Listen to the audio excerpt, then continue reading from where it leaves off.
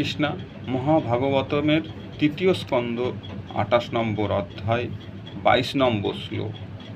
যচ্ছচ্চনিং শ্রিতশ্বরিং প্রবরোদকেনং তীর্থেনং মুদ্রাদ্রিকত্রেণং শিবাহুভূত ধ্রাতৃমনং সমলশৈলনিশিষ্টব্রজং ধ্যায়েচ্চিরৎ ভগবতস্য চরণারবিন্দম।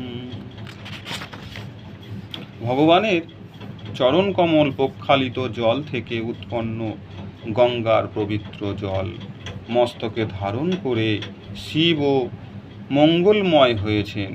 ভগবানের শ্রীপাদপদ্ম প্রক্ষিপ্ত বর্জ্যের মতো, যা ধ্যানকারীর মনে সঞ্চিত পূর্বৎ সদৃশ্য পাপসমূহ ধ্বংস করে।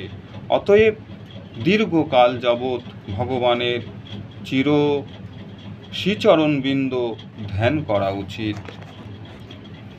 জানুদ্রয়ং জলজলচয়ং জনন্য লক্ষ্য খিলস্য সুরবৃন্দিত্রয়া বিধাতৃং পূর্বনিধ্যায়া করপল্ল বরচিষ্যযতা সংলালিতা হিতি বিভভস্য ক্রুজ্যতা।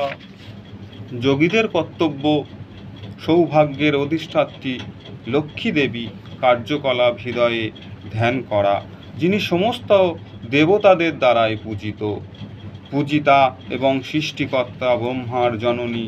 তিনি সর্বদাই সচিদানন্দ ঘন ভগবানের পা এবং জঙ্ঘা তার করপল্লবের দ্বারাই অত্যন্ত যত্ন সহকারে সেবা করে থাকেন। হরে কৃষ্ণ হরে কৃষ্ণ হরি বল।